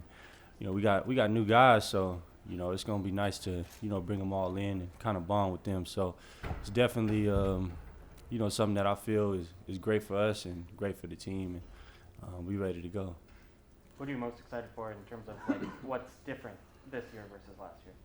I mean, like you said, we got some new faces. Definitely like to see what everybody brings to the team. I ran some pickup games. What was it this last week? Seeing a bunch of the guys. Eric being a dog and how talkative he is, and he's someone that I really haven't watched and seen much of, but what I've seen in those pickup games is a great addition to the team. And then Hassan being so big and being able to move and what he's done in his NBA career, and he's hungry, and it's great to see that as well. And then the new guys, JB and everybody, I'm excited to see those guys grow and continue to be great additions to this team as well. What do you think of Jared Butler? Because a lot of people behind the scenes have been saying that he's kind of nice with it. So yeah, he got game. He has great pace. He's really shifty and he can shoot the ball as well. So if you can shoot the ball in the league, you're gonna be around here for a while. But I think he's great. He's gonna continue to grow as a player as well. So just seeing him in those pickup games and him, this training camp gonna be big for him as well. But I'm excited to see what he got in store for us as well too. What was the highlight of your offseason? Highlight of my offseason, laying down in my bed. It was a busy offseason for me, man. New York Fashion Week, traveling, just trying to find time to relax. But it wasn't like a super long offseason, but it's a quick turnaround. But working and just trying to get places and being vaccinated, see people that I haven't seen in like 2 years and stuff like that. So being able to see people and hang out, chill. But once I got in my bed, man, I was like, and then real talk, the best highlights coming back here in Salt Lake, man. Get this thing started for real. How did the plan to go to Vegas for Summer League kind of come about? Were you involved in the discussions of that at all? Yeah, they asked me about it. I'm not a super big fan of going to Vegas, but we're gonna enjoy our time and have fun. It's training camp. It's gonna be cool. It's kind of like almost like a bubble situation where we practicing in the wind. So it's restaurants and stuff to do around there. A few guys probably be on some tables, but but yeah, it's gonna be a great bonding experience. Like you said, taking us out of our element, being at home and being around our families and kids like that. Bringing us all together again. So the bubble made us a lot closer, sped the process up for me as well. So I think it's a good thing to kind of, get going early in the season for training camp. Is it feeling a little bit more normal today than it has the past 2 years? Yeah, especially seeing y'all. I mean, y'all were just like digital characters to me for this whole season, and then I actually get to see y'all and see y'all faces, and it's dope. It's way better than looking at y'all on a computer screen. All right. You obviously. Sorry. Last person in the room. We got one on Zoom, and then we. you Oh obviously, man, you go ahead. obviously had an awesome season last year, and I'm curious, kind of, how do you want to build on that for this year? Or, you know, is it just about keeping it going? Is it about adding more to your game? I mean, kind of how do you approach it? I mean, I don't. That season over with. It's like done. Even with the playoffs, I'm not even thinking about that. It's a whole new experience, whole new everything for me. So this season is gonna be its own season, and its own. So I'm excited for the new experience, and for me, I'm just coming in and trying to do what I do. You know, help our team, play, make, impact the game when I'm in there in those minutes. And, you know, whatever happens, happens, and you know, we trying to win. You know, day to day for me though. Rack up the wins in the regular season, grow during the regular season, get to the playoffs, get out the first round, get out the second round, get out the West Coast, and then try to get to the final. So I mean, that's how it's got to be broken up into, and you know, we can't look past nothing, and you know, we got to stick to that day to day and go through the process and of each day. All right, last question will be on Zoom. It's from Steve Angeles out of the Philippines. Can you hear me, Steve? What up, Steve? So, Jordan. Is that my jersey? Yes, it is. Oh, all right. Yeah, I mean, I was gonna ask you. You're like a national hero to us in the Philippines. You did some stuff with anti-Asian hate. You kind of paved the way for other Filipinos to join the league. You actually get Jalen Green your 4th game of the season. Just what do you think about this whole ride and where you at now? We were so proud of you when you got the 6-man award. Just how do you feel about how you represented the Asian Filipino community during your career? I think it's been great. You know, I feel like, you know, I've received so much love, and trying to continue to represent the country and, you know, the people and everything. So, you know, the process has been great. Something that, you know, that humbles me all the time. I didn't know how, you know, big and how much love the Philippines have for basketball. But being able to, you know, feel that and, you know, trying to make them proud and trying to pave a way for, you know, other Filipino Americans and, you know, Filipinos, period, has just been, you know, one of my, you know, motives and stuff that's always in the back of my head when stepping on the court. You know, it's nice seeing Jalen Green. He took the G League route and, you know, made his way. He had a great summer league. And, you know, he's getting a chance to play in Houston and have an opportunity to grow into a star. So I'm very excited for him, his family, and everything. And, you know, the next guys coming up, hopefully they can follow in, you know, my footsteps and his footsteps as well. So, yeah. Why the number change? Oh man, I had tried to change it probably year and a half ago. They told me that I had to wait a whole year, so I wore 10 again last year, and I actually forgot all about the number change by, you know, the off season, the season coming up, until Adam Clarkson, our equipment manager, sent me a picture of my jersey, and I was like, "What is this?" He was like, "Yeah, we got your number changed." I was like, "Oh, I forgot all about it." So I was like, "That's great." So I'm excited to be 11 again. Mike, how excited are you to play with Rudy Gay again? What's it been like just the last few weeks? Kind of, have you talked to him about Quin's system or anything about the team?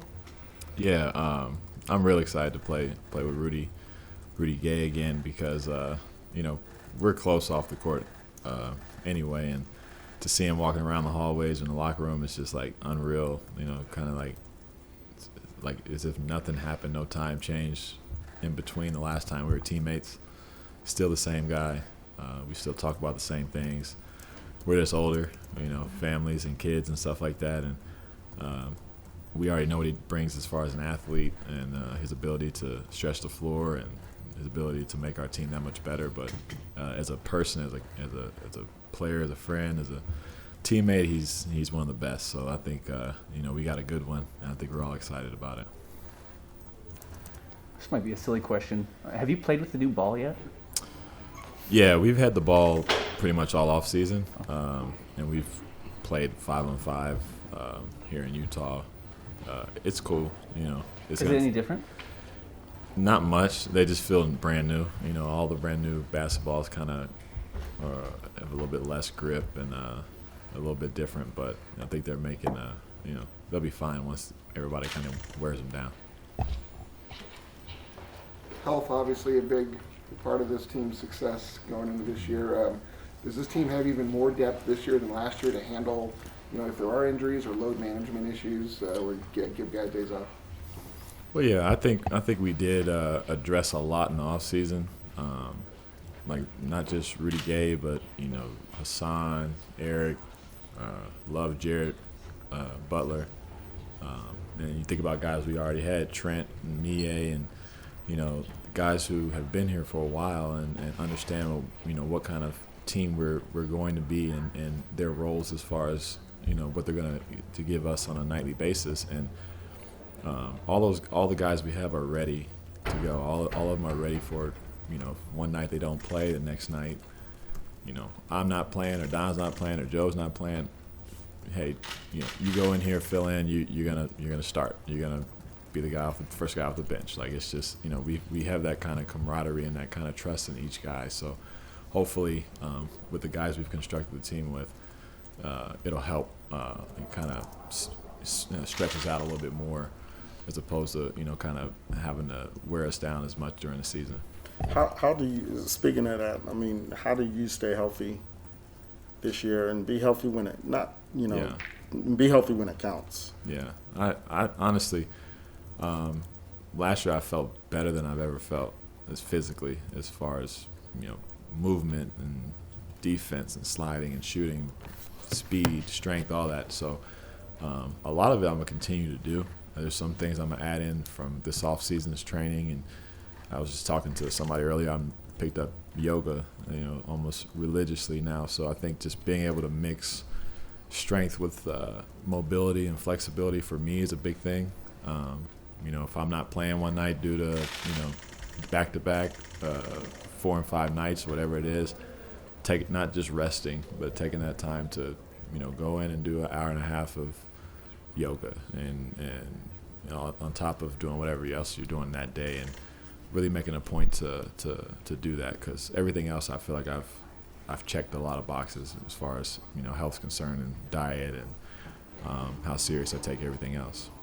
Do you anticipate having to maybe manage minutes, taking back-to-backs off, stuff like that? Well, seeing that I did it last year, I think that it is safe to say that it's possible it happens again. You know, we have a team that's capable of winning with multiple guys out on different nights, and that's what makes our team a little different than a lot of teams. So you don't necessarily need everybody every night. So there probably be some nights where there'll be a couple, you know, sore spots on some guys, and they might, you know, say, hey, take this night and be ready for the next 3 or 4. So hopefully, you know, it's not as many, but you know, we do have those nights where we just need to have maintenance and get ready for the you know the stretch run. How much have you been able to golf with Ryan this off season? I've golfed with Ryan quite a bit. We just right before training camp, or this week, we went on a trip for 3 or 4 days and played a little Ryder Cup style 2-team deal. So it was fun.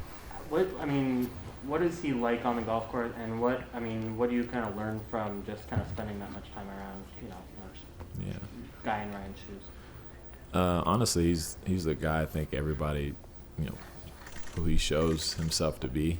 Everybody that knows him, whether it's just through social media or never met him before, like he's the same guy that you see on TV. He's competitive as heck.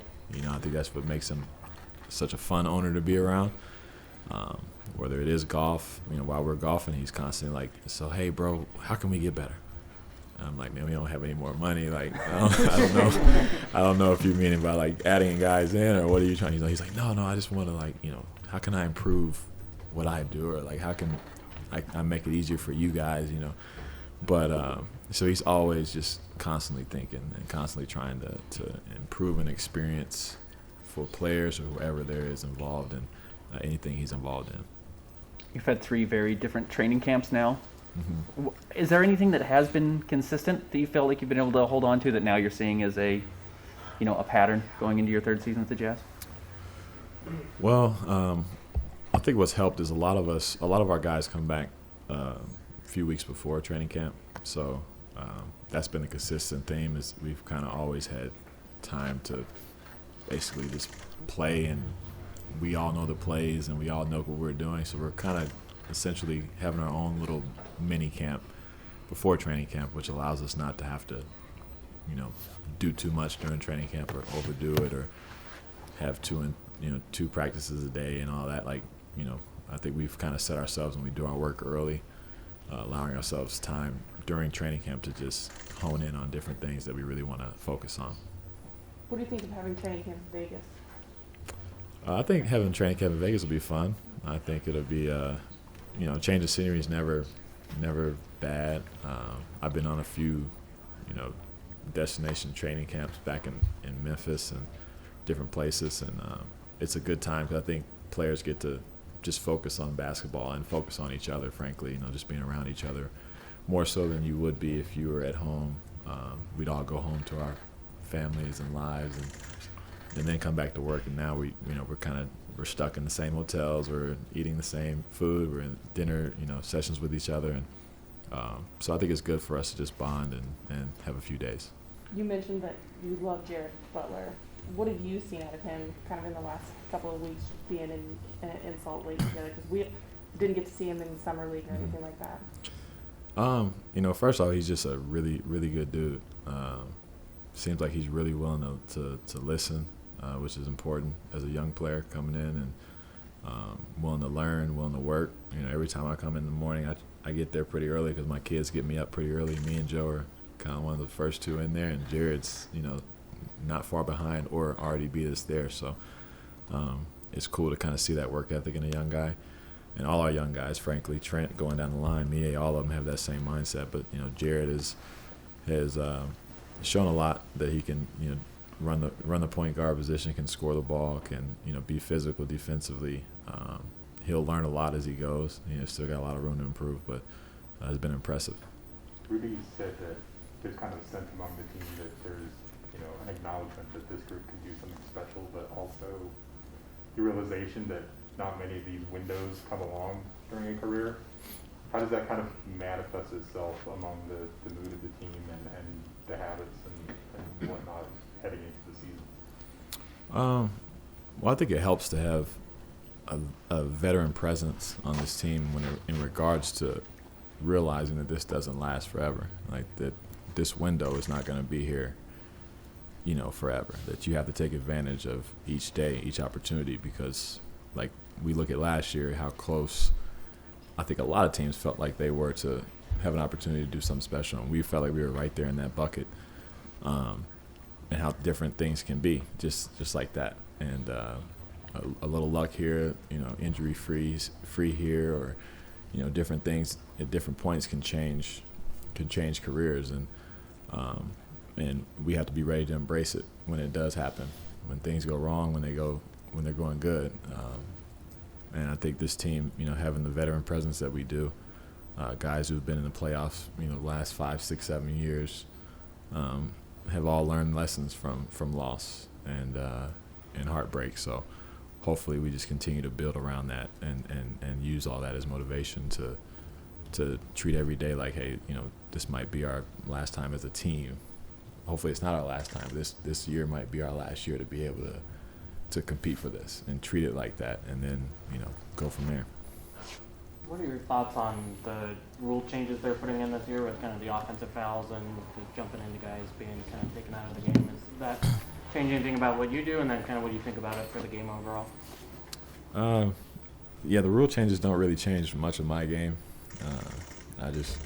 I'll still play the same. I know a lot of guys will play the same, but I'm interested to see how long the rule changes last. Normally they're pretty tight about it early, and as the season gets on, it becomes more lenient. So we'll just see how it all plays out. As always, the rules are different. Do you think it can help perimeter defense? I think essentially it could. if if it's consistent enough, I think it does give the defense a little bit more of an edge there, because so far in the last few years the rules have been changed so much and so heavily towards the offensive side of the ball to where you really can't play defense as well as you want to, compared to earlier on in say my career. But so I think it could help. Donovan says he's going to take his game to a new level. What do you think that is for him? I think he's an all NBA player. I thought he was last year. I think that he really had a lot of things going into the offseason that bulletin board material, typical stuff that you go home and you look at it every day and say, I'm going to do this, I'm going to be this, I'm going to be better at this. And all offseason he's been training. He's been locked in, and I know that he's excited to get back to work and show the world what he can do. Well, I think I'd like to start just with condolences to Aaron Lowe's family and, the tragedy that happened recently. Like I said, condolences and heartfelt wishes for them as they, handle that situation as best they can. It's been seeing all of you guys, seeing our players. I'm excited to come back and have a group that's, enthusiastic about playing, and, I know has worked hard this summer to put ourselves in a position to really compete and hopefully have an outstanding year.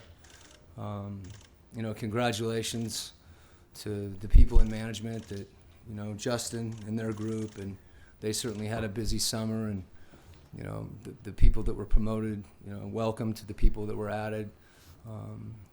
And we're ready to go. When you look at this season, I mean, the depth of the roster and the number of returning vets, the core is pretty much intact.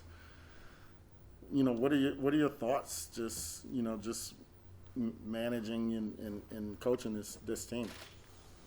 Well, I think last year, a big part of the year, two things. One was about, we began to establish an identity, over the course of the end of the previous year, and then, in the summertime in the bubble, and, that continued, and a lot of focus, emphasis, work in that area. Additionally, you're aware, even from the beginning of the year, the things that potentially will present challenges for your group, not just in the regular season, but as you move forward in the postseason. So,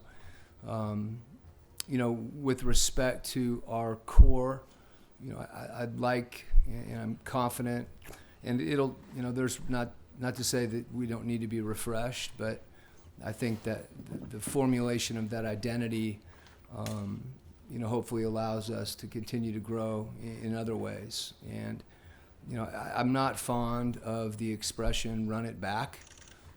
That's not what we're trying to do. And, I think the addition of Hassan, his ability to protect the rim and do many of the same things Rudy does. Rudy Gay, I think the versatility that he provides, some of the things that he can do offensively, some of the things he can do defensively, gives us, some other looks, and it'll take some time for us to, to weave those guys into the mix, and as you said, get even more continuity. But given the fact that we have the core and we think we know how we want to play, we think we know ways we want to improve and get better. Obviously, I mentioned those two guys as free agents. Jared, getting Jared Butler in the draft. Trent Forrest's emergence, for those of you that watch some summer league. So a lot of guys that I think to have a competitive group. And it's tough to crack when you've got 2 sixth men of the year. It's tough to crack a rotation, but I don't think that doesn't mean that certain players can not have an impact. I think we can have some guys, no matter how many minutes they're playing, that can impact and move the needle. and provide us, a different type of depth. Years, you've added the kind of added emphasis through the team, whether that's like high pass or like last year the transition threes, right? Like, what is that for this year? How do you want to evolve your style of play? Yeah, I think there's a balance between, continuing to double down on the things that you do well, and understanding that anytime you have some success in a certain part of the game, the NBA adjusts to you. That happened a few years ago when Rudy led the league in dunks, and all of a sudden people were trying to take away his role. So some of that's, anticipating what those adjustments are. You can identify certain teams that play you certain ways. Those are games, and that's film that you watch, over the course of the summer. And whether it's, again, kind of raised awareness from the group, that those are things that we're going to see and we're going to have to be better against. I think we addressed that on some level with the roster, with more versatility.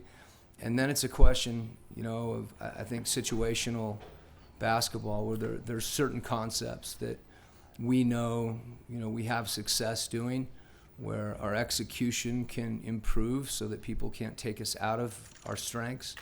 And then there's other things that, for lack of a better word, like are counters to those things, that can help us grow on both ends of the floor. We saw a lot of evolution with our group last year. I think that the team that you saw playing in the early part of the year, we really progressed. Some areas that may be more subtle than others that really impacted the bottom line. And, we have an expression, Kaizen, and we want to keep getting better. And that's, to me, what it's about, whether it's the summer, continue to get better during the course of the year, both individually, collectively, and in combinations. And I think all those things,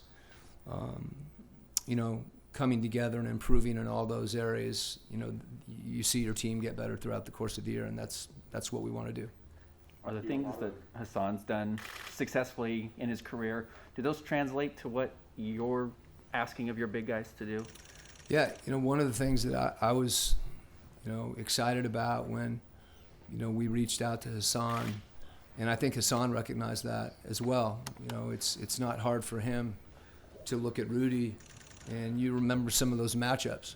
I'm sure those two guys will talk about that, but they're similar. They're certainly different in some ways, but I think probably more similar in others, just with their ability to protect the rim.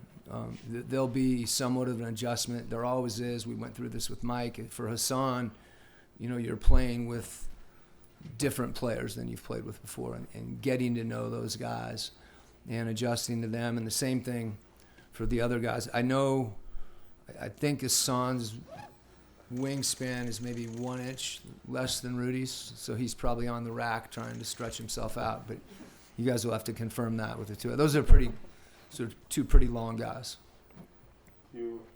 Several of the guys have mentioned coming to the realization that, they feel like this is a team that has a chance to do some special things, but balancing that against the idea that those windows don't always stay open for very long. Are there tangible ways that you can see that idea kind of manifest itself as OTAs happen, as training camp approaches? Yeah, I think, first of all, the fact that you're hearing that from our players, just that awareness in and of itself is the first step.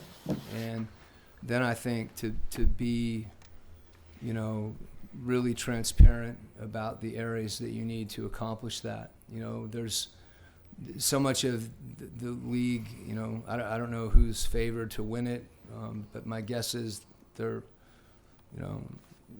20% chance to win. I mean, there's so many things that have to happen for you to win the whole thing.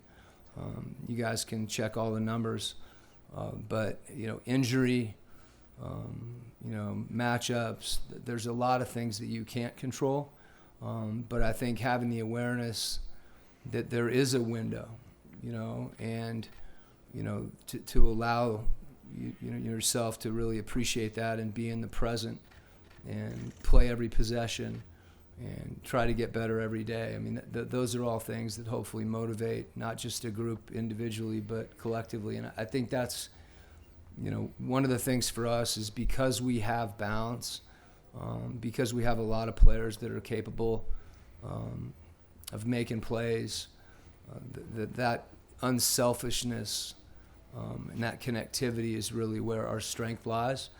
And to understand that there's lots of external factors that can impact that, and to be able to close those out and really focus on the things that you need to do to be better. And to also understand that other teams, are actively going to try to exploit those teams to split you apart. And for us, that's something I think you learn through experience and competition, and this is another opportunity there. Quin, Rudy Gay said it was a conversation with you that kind of sold him on coming here. I want to know, first off, do you remember the conversation? What can you share about that? Yeah, I remember the conversation vividly. We had met with Rudy a few years ago prior to him going to San Antonio, and we were kidding on the phone. It felt like kind of a college home visit. We were in Austin, and he was just coming off his Achilles. And I've always, he's one of those guys that from afar, when you watch the game, you see things you like. I think the thing that resonated from the conversation is, there was a humility and a real willingness to want to contribute any way that he could. And part of that contribution is him being a playmaker, and I think he's got the ability, particularly at his height, to do a lot of different things on the floor. And we'll figure out how that, fits in with our group. But we talked about, he's a guy, I think he went from maybe 2.3 threes a game up to just under 4. Playing next to Rudy Gobert, has a tendency to create some open shots for you. And I think he's hungry to continue to evolve his game. I felt talking to him that, his experience and his maturity, there's certain players that you as a coach can talk to and learn from them that you trust. And he was one of those guys out of the gate, for me. So it was a very, I think, candid, open conversation, and it felt like 5 minutes, not 45. So the last thing I'd say is, oftentimes, and I think this has been true of a number of guys that we've had, you get to a point in your career where it's good enough. You've been in the league for, I don't know how long Rudy's been in the league, 12, 13, 14, a long time. And when you're in the league that long, it's very easy to just be content. Occasionally you'll see players that they feel like there's more they can accomplish. Usually that means winning a championship. I think in Rudy's case, there was kind of a thirst to improve. So some of our subsequent conversations involve those things, where I think there's things that he can do for us that with our team are really unique. Whether it's post a mismatch. If you look at his isolation defense numbers in San Antonio, they're very good because of his length. And at the same time, I got the sense that it's workmanlike, like, whatever you need, coach. And that's all. When someone goes in with that frame of mind, they're usually able to do a lot of things that you need. We heard all day today from Jay-Z and then from many of the players how important health is going to be and how much that kind of resonated, especially after the way that the playoffs ended last year. Going into this season, there's more depth, and there's also another quick turnaround that you had from last season. So do you anticipate maybe more focus on getting guys rest or expanding the rotation so that you conserve minutes? A couple things, if you look at, say, Donovan's injury, and I don't know that there's any way you tell him to play without jumping. Yeah. Mike didn't play back-to-backs. So it's something that we have been really aware of. Some of it, I think, is luck. We were really good last year when guys were out. I mean, I think we adjusted very well, and then we did play more guys at those points in time. The rotation that we had last year, it's tough to crack. A 9-man rotation, if you look around the league, that's, some teams play 10, but consistently playing 9. Developing, there has to be opportunity. And if Mike's playing 29 minutes a game, I think all our guys, we're not playing guys heavy minutes. So I guess what I'm getting at, we have an expression, compete on health. And I think that that's something for each of our guys individually, and certainly for me as the head coach, looking for those opportunities. Last year with COVID, even though there was a short term, we didn't shoot around very often. We have a team that, as I said, that identity, I think, is, it may not be in the forefront of their minds right now, but I think it will be shortly. But more than anything, I think it's good fortune. And then it's also, the ability to play through those situations and how you handle them and how guys adjust. But we certainly, there's a lot of things that happened, last year in the playoffs. And I don't want to look to just rest or injury, because those are some of the things you have to overcome. And, hopefully, we get a break. We had Bojan out the year before against Denver, so, but there's more work to do even if everybody is healthy. Not to ask you about all your private conversations with your team, but Jared Butler said you called him on draft night, and after he slipped, it kind of made him feel a lot better and that he was in the right spot. What do you think about guys who kind of enter the league with some adversity, even if it's just something like falling on draft night, and then what do you expect from him, or what have you seen from him? When I was at Duke, one of the things that Coach K told me at one point is that the relationship, your career, a lot of times it begins in the recruiting process. And that's the opportunity that you have, to begin to formulate a relationship. I think with the exception of a draft interview or watching a player play, you don't really have a chance to get to know them until they get here. That was, with myself and Jared, it was really about, adversity. And I think he needed to know what a good player that we thought that he was, across the whole organization. So, if there's a guy, the character that he has was demonstrated in some of the pain that he felt. And I think the way that he's handled that and the way that he's worked is also emblematic of that same character. We got a couple pretty good guards, but there'll be opportunities. I think for us, with some of the guys that are going to be competing for rotational minutes, one of the key things for them is to be able to come in and play in shorter stints and be able to impact the game. I think oftentimes, if a guy's used to playing 28, 30 minutes in college, that's an adjustment, and not to put too much pressure on yourself if you miss a shot. Just did you take the right shot? And, for us as coaches, to really try to empower those guys to do the thing. Mie last year, the impact he had just running the floor or going to the offensive boards. But then Mike's playing again, and George had a pretty good year. So suddenly you're squeezed out of a rotation, but you still have to be ready to play. So, I think Jared understands that, and I think his maturity and his mental makeup. And, I told him Rudy wore 27 for a reason. So he doesn't need to wear whatever his number was. I don't care where he was drafted. I'm just glad he's on our team. I got time for one more.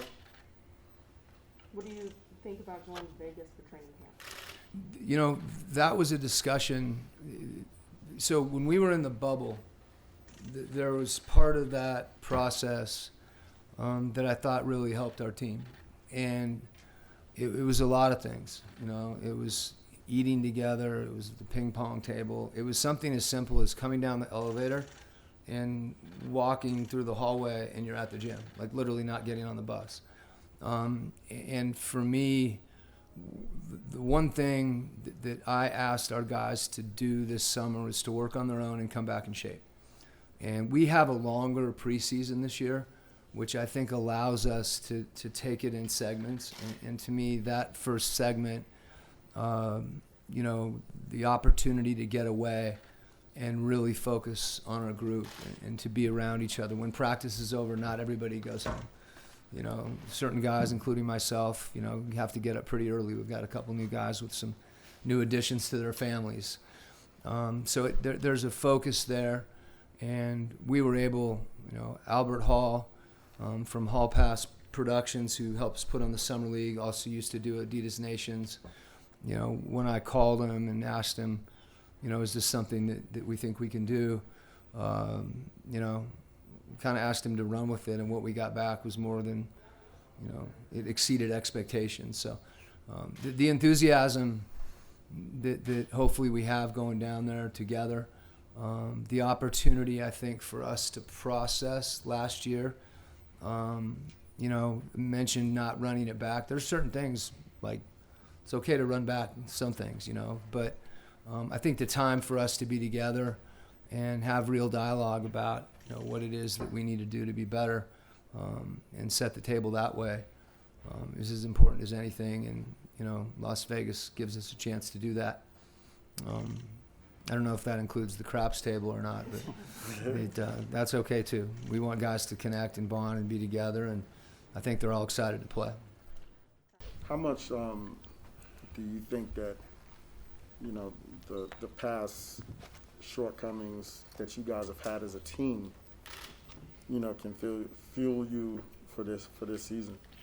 I think a lot. I mean, especially, you know, after the way last season ended. Nobody's happy. I mean, for myself, I watch the game almost every day, still thinking about it. And I think a lot of guys, you know, take that motivation that we all had, that feeling after that Game 6 into next year. And we know what we're capable of. We just got to do it, you know, all season and in the playoffs, so to get to our ultimate goal. When you watch the game, what do you see? I mean, we played well, you know, for however long it was. I mean, we had some mishaps and, you know, gave up some stuff that we can't do. But, you know, it's basketball. You can't control everything. I mean, so it's definitely a learning experience, and, you know, just got to keep building on top of that. Can't think about it too much as last year, so. How much do you feel like if you had Donovan healthy, you had Mike for that series, you guys would have been able to get past it? Yeah, for sure. I mean, Don did what he could on one ankle. Mike, he came back, you know, deep in the series, played, gave it all. You know, injuries hurt us. I think, you know, everybody healthy, that's the main goal for this year. So I think we know what to do, and we know how good we can be and how we're going to be, so. What do you think of the off-season acquisitions? Is this team going into camp better than it was last year, you think? Yeah, I mean, you know, Hassan, you know, Eric, Rudy, you know, Jared. I think, you know, all the off-season moves that we did, you know, keeping the main guys together as well. I think those guys have helped out a lot. But, you know, it'll be fun. I think we're just going to pick up right where we left off, and everybody's bought into what we're trying to do here, so. How's this team going to be better this year than it was last year? I mean, for the most part, you know, we have a bunch of guys who play different positions. Like last year, I think probably, you know, with Rudy and Hassan and Eric, you know, being able to guard different positions, different lineups, whatever. So I think, you know, it'll be adjustment at first, but, I mean, I think everybody's willing to do what they have to do for us. You know, I think defensively is what everybody's going to pride themselves on. What have your first impressions been of Jared Butler? Jared, I don't even like him. Nah, Jared, he's a good kid. I remember when I went to Baylor for alumni week to play against those guys, and he had came after that. So I didn't get to meet him, but, you know, I talked to those coaches about him all the time. And then when he first got drafted, you know, I was the first guy to text him, or one of them. But, you know, I watched him in college, especially in the championship. You know, he's a great player, smart. And I think he's, like, going to be ready for, you know, see how he can adjust and help us out. You've obviously spent a lot of time with Donovan off the court, and you know what he's like away from basketball. What do you think that it's like having Eric around? Yeah. Full time? I mean, Eric might get a little jealous of me and Don's relationship because Don might have to choose. But, but, I mean, Eric's a good dude. Like, him and Don, childhood friends, grew up together. I mean, we was all in Miami together, off-season working out. So I think just having that connection, you know, I think Don's happy. He don't got to do no more jersey swaps. And then, but, you know, it's just an excitement. You know, Eric, he works hard. I mean, he's going to bring a lot to the team. I feel like he can help us a lot. So. What were those Miami workouts like the last, whenever they were? Just ask Don and Eric about the track. They'll tell you. Was it like the track? Yeah. Like they made you run? For sure. See who's in shape, you know. You know, I'm still out running them, don't get tired, so. But the workouts were good. I mean, we were all together working out, pushing each other, playing 5-on-5 against, you know, each other and everything, so they were good workouts. What parts of your game, and I guess Don's game, what parts of your game overall are you trying to look at? I mean, everything. I mean, I know I can be better at everything, every aspect of my game, and just becoming the best player I can be. A lot of guys will, on the team, especially the young guys, you talk to them and they talk about defense, they talk about picking your mind. Yeah. You're the guy that they think about. What is it that what kind of advice can you give to these young guys about playing defense in the NBA? I think just taking the challenge. I mean, having fun with it. I mean, nobody really wants to play defense, so the fact that they say they're going to pick my mind, you know, I'm happy. It means I'm doing something right? But, you know, just taking what I learned over the years and what I'm still learning and give it to them, you know. I think everybody's, like, wants to play defense, so that's going to be a great thing about this year. And then so just doing that. Rudy, what stood out in the free agent process? I mean, I know that a lot of contenders were kind of vying for you, and I know that you took that first night to kind of make up your decision. What was it about the Jazz that made you pick here? One in particular, I played with Mike before. And it's always good to have somebody that you're familiar with on the team.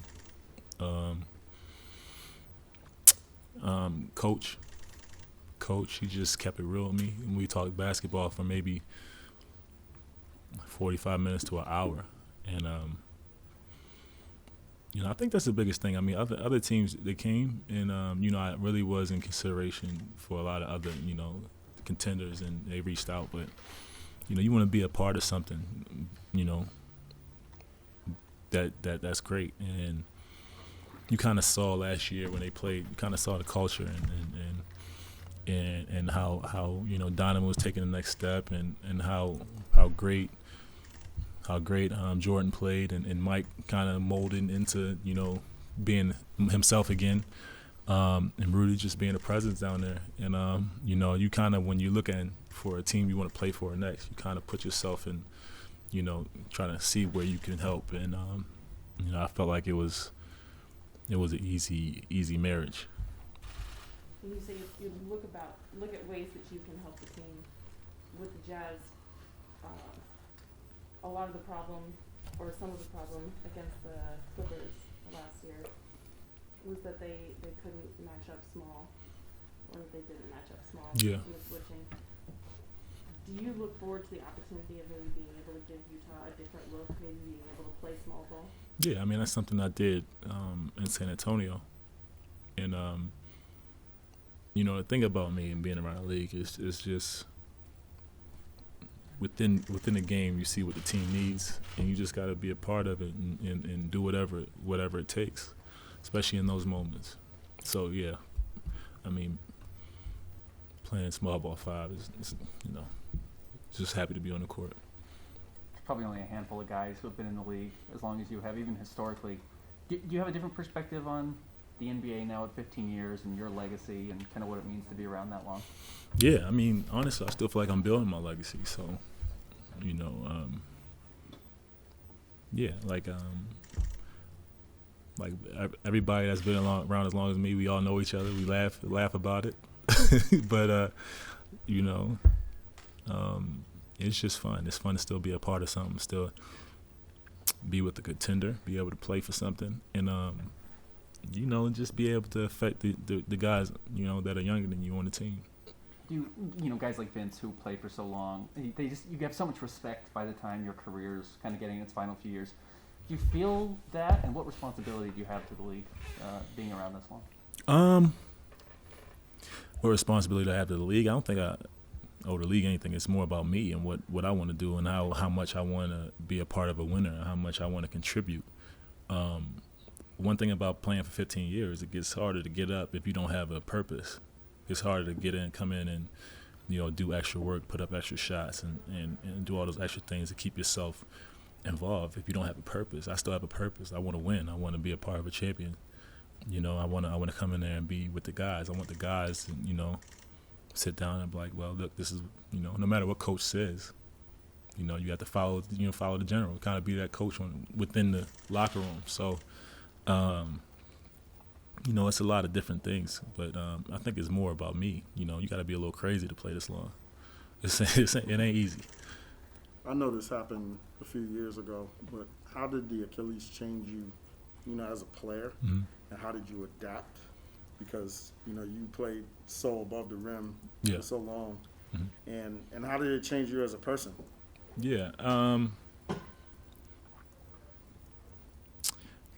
think when the Achilles thing happened, I think that I looked at it a different way, because at that point everybody kind of felt like that was like an NBA death sentence, and I didn't want to be a part of that. So I kind of just reorganized my thinking and just honestly, you got to be a little crazy to come back from some of these injuries. People on the outside don't understand, like, some of these injuries that us as players have are tough, or anybody, but to come back and play basketball at a high level, at not just a high level, just as some of the best in the world, you got to be a little crazy. So at that point I was just ready to be a part of something. I went to San Antonio, and coach told me what he wanted from me, and it was a lot different from what I was used to, but I was just hungry. So, and I still am. You've been on some talented teams over your 15 years. Is this as talented a team as you've been a part of? I can't answer that right now, but just from outside, Joe Ingles has been one of my favorite players for a long time. I think he's very underrated. I think Jordan is getting his just due. I know Mike, Donovan. We know Donovan, and we know Rudy and Bog. It's a great team. I think this could be one of the most talented teams I played for, but we'll see. You've been praised throughout your career for being able to adapt to what the team needs whenever you get there. Mike had a hard time his first year when he came here. What's the key to that, to being able to kind of slip in and fill a role? I think it's just for Mike to speak on that situation. I mean, Mike has been played one way for his whole career. Me on the end, I've been a couple places, and I've been asked to do different things. Just for me, it's just doing more of those different things. That's all. Can you tell me about your foundation, the Flight 22, I think it's called? I gotta change the name, right? Yeah, that's true, right? Kind of what the purpose is of that, and kind of what you have accomplished and want to accomplish. Yeah, I mean, just it's mostly about education in Baltimore and problematic areas. We've done curriculums for schools, and we've graduated. I don't want to make the number too high, too low, because I don't remember. But I know we graduated a lot of students from our curriculum, and it's just about affecting the community. At the end of the day, it's a community I'm from, and these kids know me, and I want them to know me for something other than just playing basketball. So that's how I give back. How much have you been around the guys in the lead up to OTAs and gotten to know guys, and what, if anything, has kind of surprised you as you've gotten to know the guys better? Nothing. Just being. I've seen. I've played against guys and you're on the foul line with guys. We've had conversations. I think the biggest thing would be just doing practice and getting to pick guys' brains and also just how guys deal with coaching. That's how I think that's where the bond comes from. Well, what was your Olympic experience like, and one thing specifically, the way that when you posted, and Evan and the guards, they threw you the ball, and if you dropped the pass, they threw you the ball again and again and again. Is that something that you can translate to this season with the Jazz? I mean, first off, it was a great experience, for us.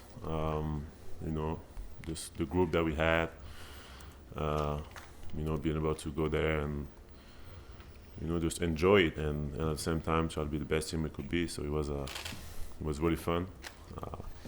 Came a little short from the goal, but I'm really happy of the way the mindset that we had and how we played. And regarding the post and stuff, it's part of the game. I mean, there's gonna be mistakes, but allowing me to make those mistakes and keep trusting me was, really huge for us. And it was fun. It was just fun to be able to,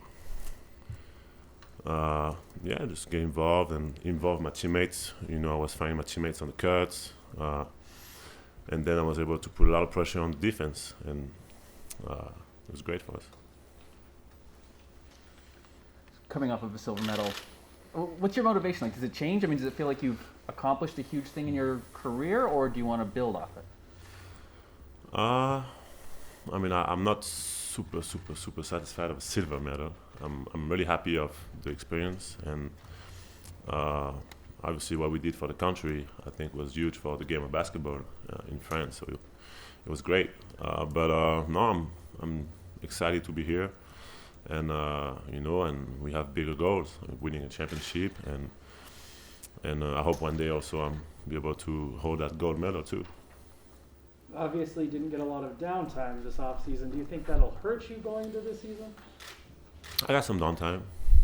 I was able to, take some downtime, then get back to work, get ready for the Olympics. Then I got a little bit of downtime after the Olympics, and then went back to work, and I was in Paris and doing a lot of stuff outside the court too.